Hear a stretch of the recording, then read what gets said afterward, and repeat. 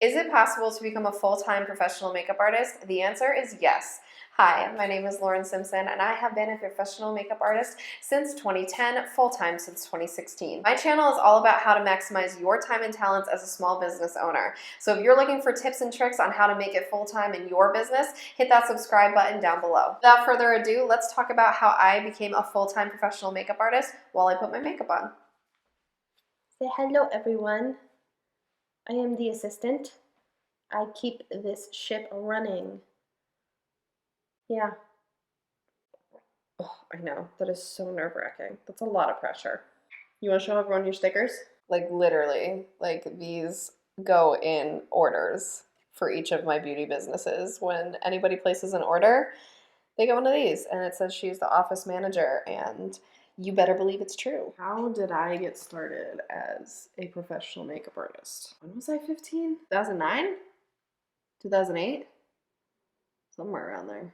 So if you're gonna know my journey to becoming a professional makeup artist, I think you need to know a little bit of my background first. I didn't grow up with a lot of extended family or people around me. And the people I did have in my life didn't exactly teach me how to do makeup. So when high school came, naturally I kind of got curious. I wanted to learn how to do my own makeup and just kind of like what that was all about, what my interests were, what I would like. And let's be honest, we all kind of want to fit in high school. Especially me, because I was relentlessly bullied, but that's another story for another time. So towards the end of middle school and the beginning of high school is when YouTube started to really become a thing. We're talking the baby days of YouTube, like, you know, the square video boxes and everybody sitting on their floor of a closet with terrible lighting and audio, that kind of day. So this is when I found some of the OG makeup gurus. They were called beauty gurus back then. It wasn't really influencers and YouTubers as much.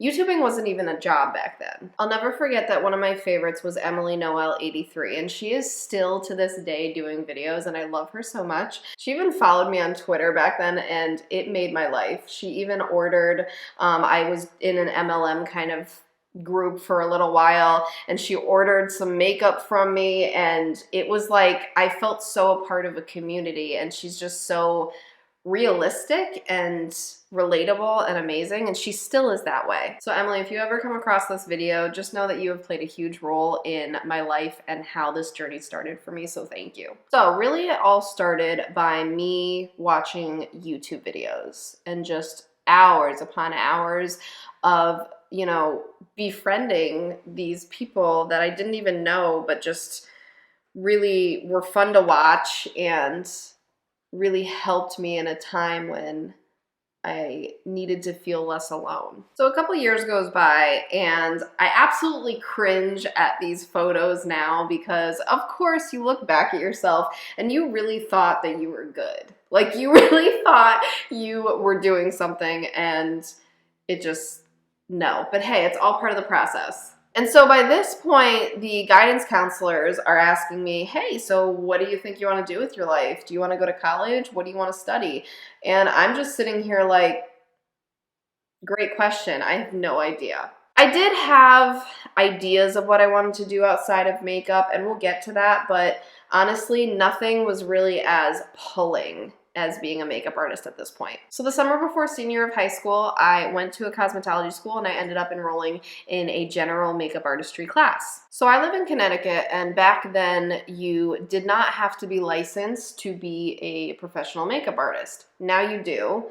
So I was grandfathered into that since I have so much experience, but back then you didn't. So I just took a certificate class and called it a day. Now, if you know anything about certificate classes, they are usually small, pretty easy, pretty bland. It's not like it's this huge, long, in-depth, super expensive kind of class. So I was able to complete it the summer before senior year of high school. And at this point, I started calling myself a makeup artist. Now let's get real. You definitely need more practice and time and skill and networking and advice and all that kind of stuff before you can formally call yourself a makeup artist. But, you know, I was 17 and I was ready to hit the ground running. Now, I will say, I think we've come a really far way now, and there's a lot of people who can become super self-taught super young.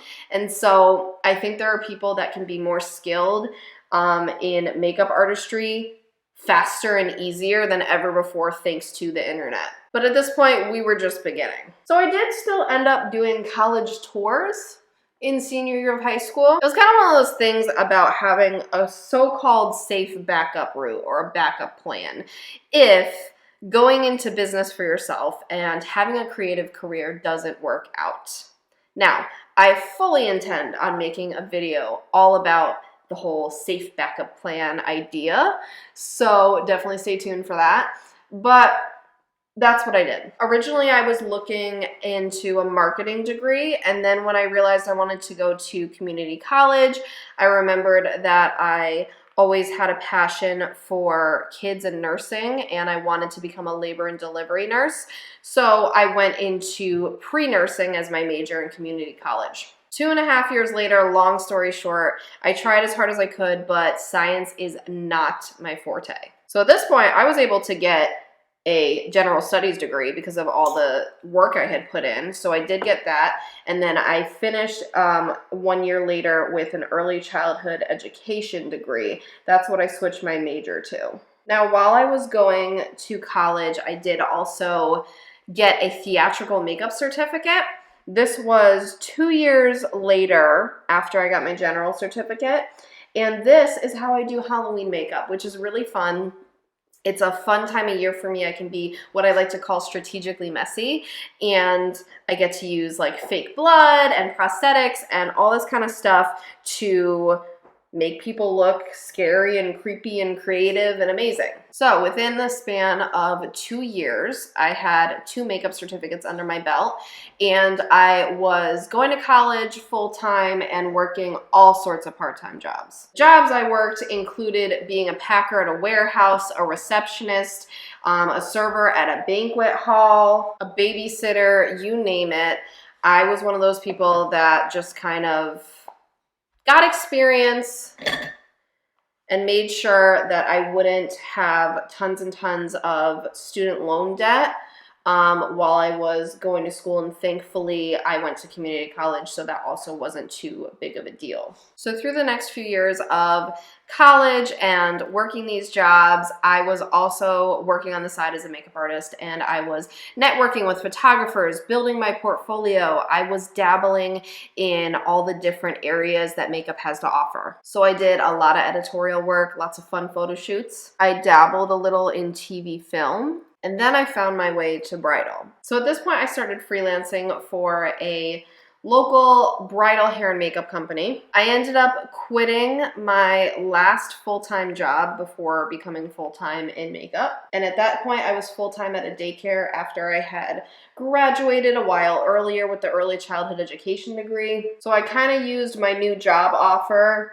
freelancing for this company, as a way to go full-time in makeup. Now, to be clear, I wasn't making a full-time income at this point in makeup. I wasn't just doing makeup. I ended up becoming a nanny for a family that I absolutely adored, and we are still in contact, and I absolutely love watching their children grow up. So I was a nanny for years for them while I was also building makeup full-time. But so basically, I switched roles. Now, that was my part-time job, and hustling to make my dreams happen and make this a reality and make an income from makeup artistry was the goal, and that was full-time. So it was 2016 when I switched and I took on makeup full-time and I was nannying part-time. In 2018 is when I started working with a business financial coach, and he is still my coach to this day. He has played a pivotal role in how my business has grown. So I started working with him to really take this super seriously and set myself up for success when it inevitably happened, because I knew it was not a matter of if, it was a matter of when this was gonna blow up. If there is one piece of advice I can give you, if you are looking to go into business full-time, if you are looking to become a full-time makeup artist, be so in love with it and passionate about it, and know you are going to make it without questioning when and how. And I know that's so much easier said than done.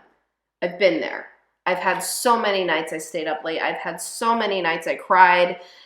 So many times I've questioned what I'm doing. But be so obsessed with what you do and making it happen, that nothing is going to stop you. Because in the end, that's a big reason why I got here. So 2016, I started going full time. That's when I found bridal and fell in love, and I knew that was my niche.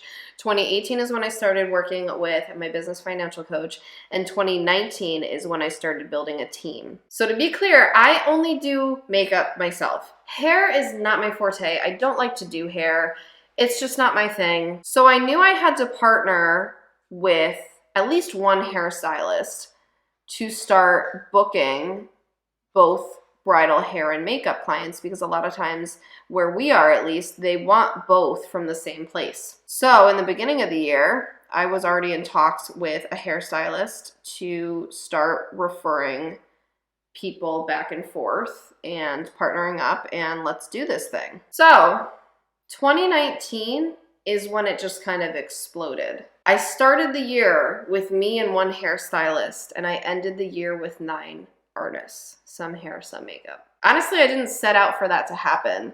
But again, you have things cooking for so long, and you've been networking, and you've been making your name known, and you've been putting in the work, and you've been showing people that you are, quick to respond, and you're good at your craft, and you love what you do, and your personality shines, and like all this kind of stuff. And so inevitably, it's gonna start to pop off. And I can't explain it if you have not hit that yet, but it just happens.